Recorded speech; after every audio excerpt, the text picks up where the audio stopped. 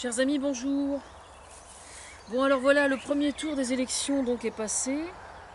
Et dans mon petit village de Seine-Maritime, Saint-Austrebert, le Front National est arrivé en tête. Comme c'est arrivé, j'ai entendu ce matin à la radio, dans beaucoup de petits villages et de petites villes françaises.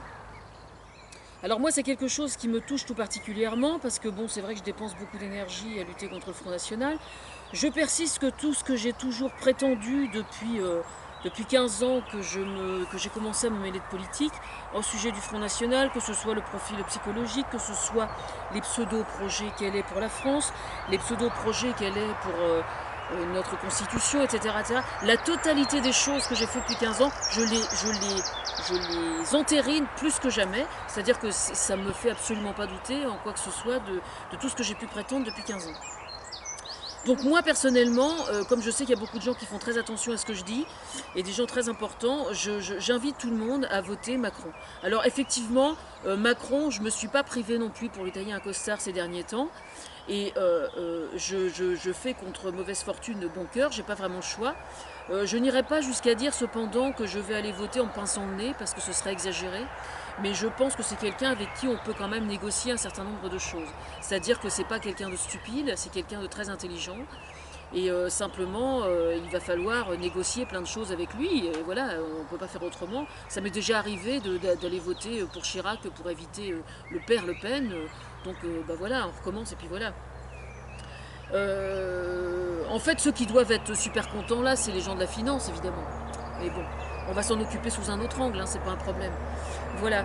Moi, personnellement, je suis plus persuadée que jamais encore que tout le travail qui a été fait par Benoît Hamon pour se présenter au présidentiel est de l'excellent travail et son projet est quelque chose de parfaitement intéressant et pour moi c'est un visionnaire. Voilà. Alors, en fait, ce qui se passe, c'est la chose suivante. Moi, à l'origine, ma coloration politique n'a jamais été socialiste, elle était toujours Nouvelle Donne et Europe Écologie Les Verts. Je ne m'en suis jamais cachée, vous pouvez fouiller sur Internet, c'est toujours ce que j'ai dit. Alors, vous me direz, qu'est-ce que j'ai fait comment dire, à collaborer en inspirant le gouvernement de François Hollande, etc.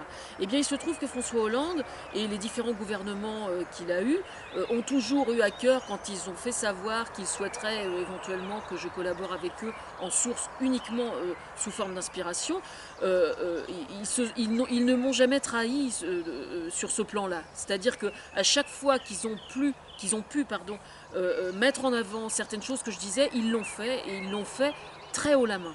Donc ça, moi, je les en remercie, ça c'est la première chose. Et il fallait bien, à partir du moment où vous voulez faire avancer une cause, que vous êtes absolument persuadé d'avoir raison, il faut bien trouver un moyen de faire que ces causes-là avancent. Et donc faire avec le gouvernement qui a été élu. Maintenant, à la question, est-ce que je serais capable d'intégrer un gouvernement dans l'hypothèse où Macron... Bon, dans l'hypothèse où Marine Le Pen sera élue, bien évidemment non. Dans l'hypothèse où Macron serait élu, ce qui sera le cas à mon avis, faire partie de son gouvernement, non. Je le dis franchement.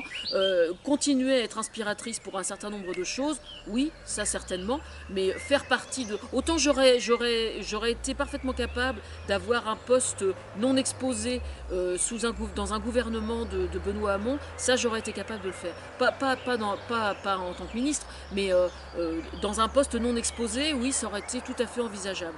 Là, personnellement, avec Macron comme président de la République, la réponse est non. Par contre, c'est vrai que les choses qui ont été commencées sous François Hollande, je vais évidemment avoir à cœur, avec Thomas, de faire le nécessaire pour que ce soit le plus mis en valeur. Moi, je ne reviens absolument pas sur tout le travail que j'ai fait depuis 15 ans, bien au contraire. En ce qui concerne, par contre, la posture du Parti Socialiste, enfin des éléphants du Parti Socialiste vis-à-vis de Benoît Hamon, je trouve qu'il a été employé ce matin l'histoire de planche savonneuse. Je suis désolée, mais les éléphants du PS ont quand même bien pourri le travail de Benoît Hamon, alors que Benoît Hamon avait quand même été adoubé par les socialistes de base, quoi. C'est quand même le candidat officiel, rien que ça, ils auraient dû suivre. Même François Hollande, je ne suis pas d'accord avec ce qu'il a fait là. Pour moi, c'est pas cohérent. Autant, je l'ai expliqué hein, sur mon site cette nuit, parce que je dormais pas, je me réveille toutes les nuits à 3 h du matin en ce moment. Pas uniquement, spécialement cette nuit-là avec le résultat des élections, c'est comme ça depuis 15 jours, à peu près 15 jours, 3 semaines. Au fur et à mesure que la pression monte, je me réveille, je dors très très profond, et puis je me réveille à 3 h du matin, et c'est là que je suis que je travaille sur les choses les plus difficiles, toujours. Bon, c'est ma nature qui est comme ça, j'y peux rien. Mais donc là, je me suis réveillée à 3 h du matin, dans les mêmes conditions, évidemment.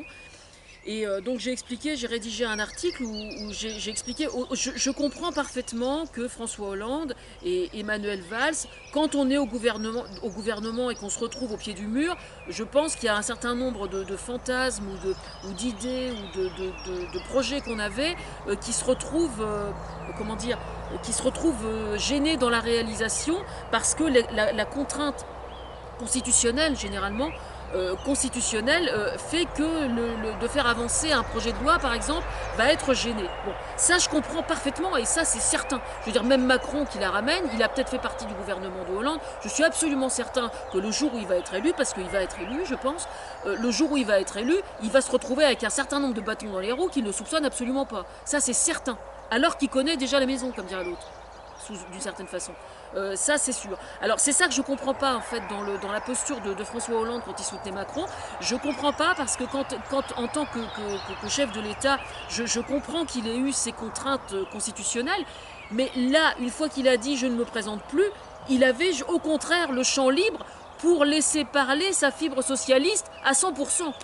C'est ça que je comprends pas. Alors l'autre hypothèse, vous allez voir que je vais loin. L'autre hypothèse serait que, je n'irai pas jusqu'à dire que le sabordage du Parti Socialiste a été programmé, mais il se trouve que Nouvelle Donne est quand même derrière, bien à l'affût. Ils n'ont présenté personne, comme par hasard. Ils n'ont présenté personne au présidentiel. Moi, c'est des gens pour qui j'ai vraiment une parfaite admiration et qui sont des progressistes exactement comme Benoît Hamon. Et moi, je propose à Benoît Hamon de rejoindre Nouvelle Donne. Bon, je le dis carrément parce que de toute façon on n'arrête pas de me tendre les perches tous les jours quasiment. Ah ben il y a une nouvelle de femme tout le temps. Donc je pense que c'est ce qu'on attend que je dise. Alors voilà, je le dis. Donc j'ai commencé avec le hashtag Nouvelle Donne ce matin devant mes articles. Je mettais le hashtag Nouvelle Donne avec le hashtag Fersen et le hashtag Benoît Hamon.